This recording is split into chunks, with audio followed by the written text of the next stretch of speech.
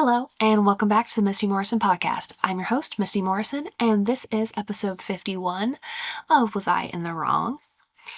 Here on the Misty Morrison podcast, we love to judge, we love to give advice, we love to help people look back with 2020 vision to see how they could have handled a situation more gracefully.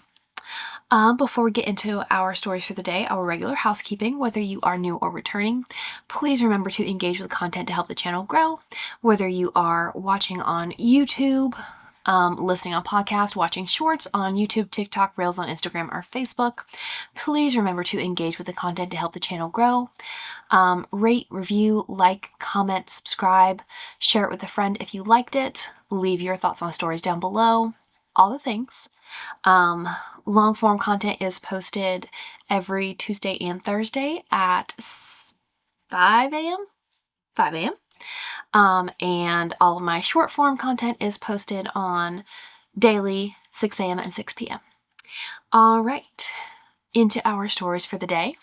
We are starting off episode 51 and ending the year with an update on a story that we read previously. OP commented on episode number 40, on Was I in the Wrong, episode number 46, to let us know that things had hit the fan. So she said she was going to post about it on Reddit, so I went back to her account to find the update. So this is an update from story number 4 on episode 46, and I'll give you a little recap of that episode in case you don't want to go back and rewatch that. The title was AITA for not wanting my husband's family to stay with us for the holidays. So basically it was a mom and husband with a 7-month-old baby living in a 1-bedroom apartment, and the husband wants his family to stay. The husband wants his family, who has an unruly, destructive kids, to come stay over for the holidays for 11 days. Gave his wife no choice in the matter. So our OP, let's see. So this has been a couple weeks ago. Our OP commented on YouTube on episode 46 and let us know that she was working on an update and things were not going well. So here we are reading her update. If you click the link in the description to read her update post, she did hyperlink the original post at the beginning of the update post. So you don't have to hop between episodes unless you want to hear the story and watch my reaction again. All the links you need to follow along are provided in the description of this episode. Now, with great anticipation, let's get into our story for the day. I went and found it and saved it, but I have not read it yet. So, story number 1 is coming to us from r/AITAH. Update. AITA for not wanting my husband's family to stay with us for the holidays. Post update. Original is hyperlinked. Where to even begin unwrapping this shithole? I had brought up the issue with his family staying a couple times after my first post. I had to Google how to talk to a narcissist before the approach. I said how it would affect the baby and I, and how it would affect his family with me having to get up in the middle of the night, and how my son needs space for his playpen. Baby-proofing a 1-bedroom has proven more difficult than I thought. He seemed understanding, however, wasn't budging on wanting them to stay. I just got the old, we'll keep analyzing it. Since I can cancel my hotel reservations a day before check-in, yes, I went ahead and booked 10 nights just to lock in cheap rates. I felt more secure having a backup in case shit hit the fan at my house. Yes, good thinking, way to go. That is exactly what I recommended in my reaction to the initial post, was, okay, if he's not willing to budge and have his family stay elsewhere, then you can go stay elsewhere for your own comfort and the baby safety. Okay. On our way to Thanksgiving, my son keeps getting blasted by sunlight while driving. I've tried the usual sunshades on the windows. A few days ago, I got these curtains for the side windows. They hang on with magnets, so I grabbed them from my car and hung them in my husband's car, as he was the one driving us 3 hours away to his family gathering. He kept saying the blinds were blocking his blind spots, so I tied them open so he could see, but my son could also keep some shade. After it still being a problem, my husband asked for them to be removed and proceeded to tell me how I need to ask him before I just go and do stuff. Okay, you do the same. That's when I lost my shit. I brought up the visit and how he never discussed it with me prior to telling his sister they could stay. Of course, this causes him to blow up, saying he doesn't need my permission as it is his house. Over and over, I'm told to shut the F up and man up. If this was your family, I don't want to be with a bitch, bleep, wife. Oh, he went all the way there because that's a word with a C that I'm not going to say. I remain calm and reiterate that it's my home too, and it's about respect that he talks to me first. It's not about control. It's just respect. Respect for my son and our routines, comfort, and safety. He then goes on to say how I don't respect him, and I just turned this around and made it about you. Holidays are classically stressful. Look at Home Alone, where they have that huge house and it's chaos. Okay, but this isn't a movie, it's real life. If we had a guest room, I would still be annoyed, but I would be more comfortable manning up and letting them stay as they wouldn't obscure my routines. So, I ruined Thanksgiving. Husband stayed at work until he had to come home just to sleep. Didn't see his son for almost 3 days. I had to text him first. Come and have an adult conversation with me. You haven't seen your son in 3 days. To which I get, but I'm working. No shit, I meant after. And no one wants me around anyway. I'm only good for food and money. Good Lord. I didn't respond to this. Needless to say, he came home and spent time with his son. We had an adult conversation. Okay. His family staying is not changing. He said he already told them yes and doesn't want to now tell them to get a hotel. A hotel is way too expensive. Even at this discount you're talking about, it's not going to be $50. LOL. It actually was. I booked 10 nights for $518 total. I told him this and he just rolls his eyes. His sister had texted me personally and asked if they could use my car to do one thing when my husband is working. She said they would rent a car if not. Just the fact that she asked with respect made me say yes to using it. We agreed that if I needed it, they would bring it back. My son and I will be okay. My thoughts? Continue my routines, do what I need to do. If they can't handle it, they're free to get a hotel. I will not uproot my life for 11 days. It's not about me, it's about my son. He will be taken care of regardless of guests. My question is, should I keep the hotel? I want to have it in case my son and I have to sleep there. If people keep waking my son up, I'm going to have a huge problem, especially if we're trapped. But I also don't want to waste the money and never use it. I can't decide. For everyone saying I should get a divorce over this, that's valid. I want to give him one more chance to start discussing with me. If he can't respect that, then yeah, it's done. I'm tired of him stepping outside and having these conversations without my input. There will most likely be an aftermath post here. Wish me luck. I'm going to check the link she linked to for an aftermath post. I'm really, okay, the way that he spoke to her in that car, the things that he called her, just because, let's see, what did she say? Because she was upset that not even about them coming. You expressed that you were upset because he didn't discuss it with you before he agreed. That's the whole problem. Not necessarily that they are coming. The main problem is that you had no say in the matter. And the way he blew up on you, the things that he said to you and the things that he called you, yes, grounds for divorce. I'm glad that OP is not overlooking that. I'm also glad that OP is not jumping to that. I do think it's great that you're saying, I understand what my situation is currently, but, nothing physical happened. I still want to give it one chance now that we've had these adult conversations for him to make changes. Valid. I appreciate that. I love your plan and the route that you're going here. Should you keep the hotel? And I'm actually reading this after Christmas, but I think you definitely should have kept the hotel because, especially with the unruly child, I definitely see them either keeping the kid awake or, you inconveniencing them with your routines or you guys feeling trapped. I can't imagine this really working out well based on the small space and the age of your child and the way that those children behave. I can't imagine it going well. I think there's 2 options. If, day 1 or 2, things are not going well, either you go to the hotel or they go to the hotel. It seems like his sister is much more reasonable and understanding than he is. I really love that not only did the sister ask you about using the car herself, but the way that you took it. Like, you really, all you want is for people to include you in the conversations. She asked you and you're like, oh my goodness, she's being respectful. Yes, I will help her. Yes, no problem. And especially when she's like, it's not a big deal. If we can't use your car, we'll rent one. No problem. I love that, you guys were able to have that conversation and be accommodating to one another. Yeah, I think especially from like the initial post and the way that he blew up when you tried to have this conversation in the car, I think you're going to need the hotel room. I think you probably did. And even if, you don't need it, maybe some distance, maybe a little vacation is just what you need. So even if you don't need the hotel based on how the stay is going, maybe go ahead and use it anyway.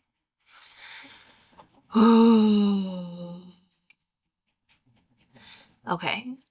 There's a gold box comment before I click the link to check for an aftermath post. The gold box comment says, don't prepare for guests, don't buy groceries, don't cook. Take your son and go stay at the hotel with friends or family. Let your husband host his family without you. That's also a great idea because, he's like, oh, I'm only good for food and money. As though he doesn't realize what all you are good for. You are the person keeping the son alive. You are probably the one cleaning the house. And I think a lot of times it takes going without something to realize what you have.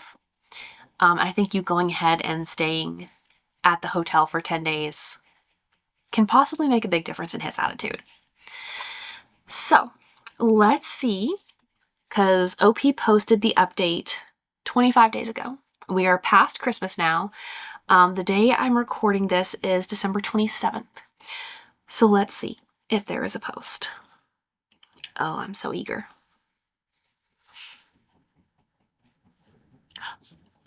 She posted 7 hours ago. Oh, okay. Story number 2, coming to us from r/Redditor updates. Update AITA for not wanting my husband's family to stay with us for the holidays. And also linked in this post is the original and the first update that we just read as story number 1. Well, as you could imagine, the 11-day ongoing visit has been crazy. The plan was to stay the nights in a hotel, but I changed my mind at the last minute for 2 reasons. I'm a stay-at-home mom and only have $3,000 to my name, and it's my apartment. I'd have to pack the entire place to be able to stay in a hotel. I figured I would try and drive them out instead. That didn't work. Day 2. Sister-in-law woke up feeling sick. I asked them politely to stay in a hotel since baby is not vaccinated. It was a huge huff and puff, visibly annoyed at me. WTF. Husband didn't back me up. Of course he didn't. That was the first major red flag. We spent more time trying to separate the boy from my baby than anything. Newsflash, they didn't get a hotel. Baby has been limited to playpen because there's Korean food and Legos burrowed into my carpet. They had planned a night stay at Great Wolf Lodge a year ago. I talked about not wanting to stay the night.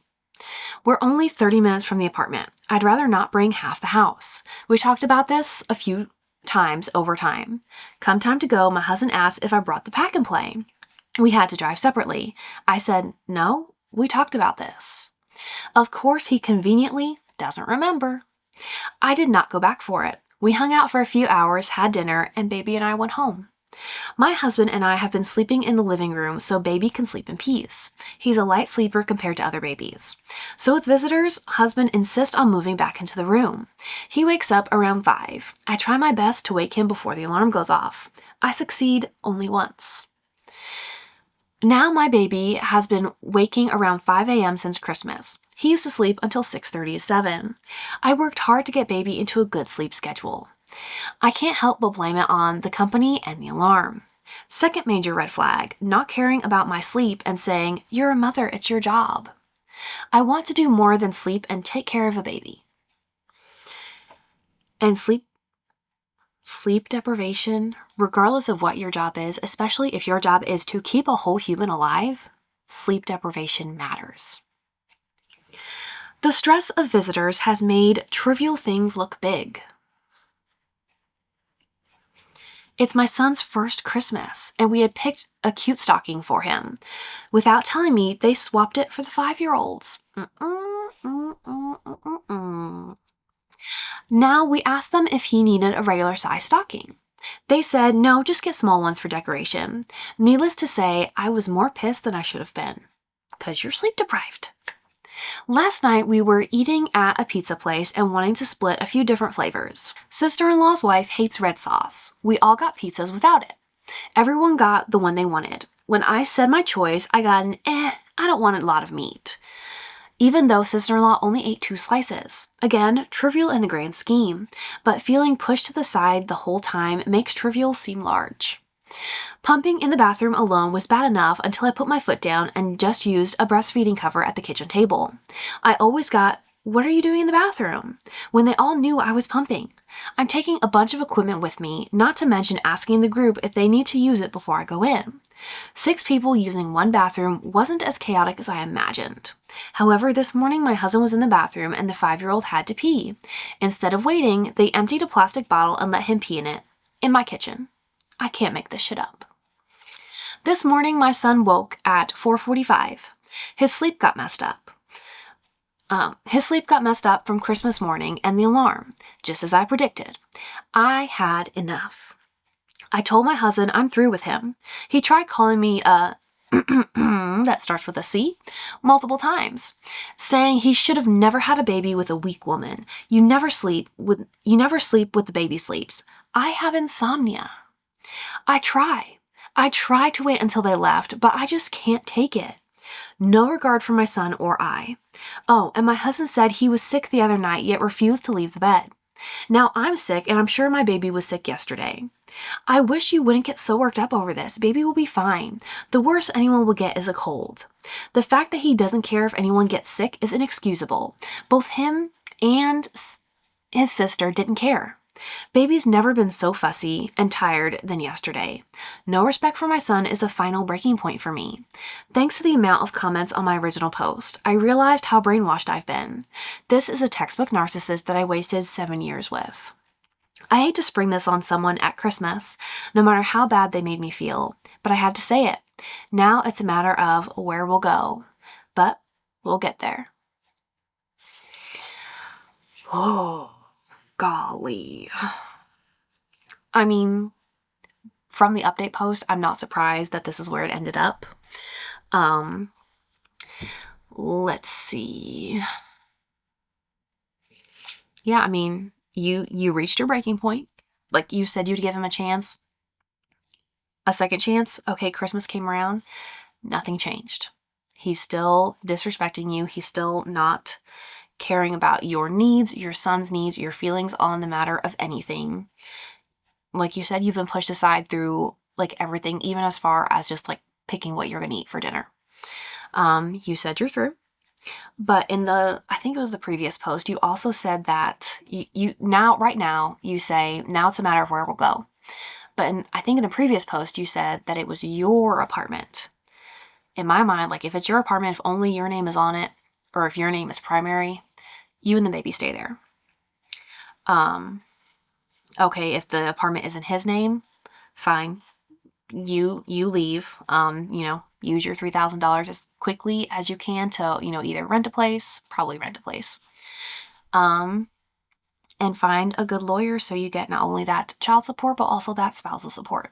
Because for treating you the way he did, he can pay for it with his wallet. I hate that, your baby's first Christmas was not what you envisioned. It was not what you wanted. But at least you are getting out of a bad situation, and his next Christmas will be amazing because you'll make it amazing. That was a roller coaster. That was a lot. Okay, so with all of that, we're actually only going to have 3 stories for today. So story number 3, maybe we'll have 4 because this is really short. Story number 3 is coming to us from r/WIBTA_AITA. Would I be the asshole if I dropped my best friend because she wouldn't make me blue eggs? I, 19 female, want to destroy my best friend, 19 female, because she won't make me blue eggs. While this may seem insignificant to some, it is huge to me. She has been taunting me with these eggs for hours because of the PJO show. And now, while I'm starving, she refuses to deliver. What should I do? I don't even understand. That's potentially one of the dumbest things I've ever heard. Yeah, I mean, yes, if you're serious, yeah, you'd be the asshole. You're wrong because this is dumb, and if you're willing to drop her for this, you're not really best friends. Wow. Talk about first world problems. Okay, story number 4 is coming to us from WIBTA_AITA. Would I be the asshole if I didn't buy my friend the gift I said I would? I, 35 female, told my close friend, 35 female, that I was going to get her a dance class pass to this local studio. And I planned on doing just that until she told me she started drinking again. So, a little background. My friend is a recovering alcoholic. She's been in and out of rehab 2 or 3 times and in and out of the hospital more than that. Every time she's relapsed, I've been there. I've driven her to the hospital, I've visited her. Her mom sometimes asks me to check on her, and I do. I make sure anything I invite her to will be comfortable for her and that we can easily stay away from drinks even if I want one. And honestly, it's tolling. I do it because I love her and want the best for her, but after the 3rd time, it's too much for me. Back to the gift. The whole reason I even chose this as a Christmas gift was because I wanted her to have one more sober activity she could participate in. I was proud of her. She had done like 5 months without drinking. This dance class pass is expensive. It would be a huge splurge, but I saw it as an investment in her. She was doing great. But now that I know she's drinking again, I feel like she's not investing in herself, and I don't want these passes to go to waste. I'd be spending almost $300 on her, which is extremely more than I'm spending on anyone else, including my kids. She knows how I feel about her drinking, and when she starts drinking, she tends to drop everything else and flake a lot. Would I be the asshole if I did not get the pass even though I told her I would? No. I think you're right. I think it's tough love, and sometimes that's what people need. This really could even be a great learning lesson for her when she gets whatever gift you get for her on Christmas, and she's like, oh, that I thought we talked about something else, and you're like, we did, but since you're back to drinking, I see that you're not investing in yourself and your life and your well-being, so I decided if you're not willing to invest in yourself, then I'm not either. That's fair. That is fair because you can't make people change. They have to want to change. They have to want it for themselves. And if she doesn't want it yet, you're right. The passes might be a complete waste. Maybe this can be the push that she needs to stay sober next time. But I don't blame you. Being friends with people who are stuck in a cycle, and a cycle that is not beneficial for them, it's really hard to watch. It's really hard to be that friend who is there for them through it all, who watches them fall apart and put themselves right back through it. Because you can't, even if you say something, they're not going to listen. They have to get to the point where they're ready for it, where they're able to hear it on their own. And no amount of you telling them, oh, this is crazy, this is so detrimental to you, or this relationship is so bad for you, like he doesn't treat you right. Until they're ready to see it, they won't hear you. And it's hard. It's hard to be that friend, and I don't blame you for being done this time. So yeah, I think you're right. I would still get her a Christmas gift, but I would get her a significantly less expensive one and let her know, I had that gift planned when you were sober, you were doing good. I wanted to support you in your recovery, but since you have relapsed again, you're not investing in yourself, neither am I. That is fair. Okay, that is 4 stories for this week's episode of Was I in the Wrong? And our last episode for our first year of the Misty Morrison podcast, our last episode for 2025. Thank you so much for being here, for tagging along with me for a whole year. And I am very much looking forward to 2026 and what it has to bring for me and the podcast. Thank you for being here for another episode of Was I in the Wrong? And I will see you next time. Bye.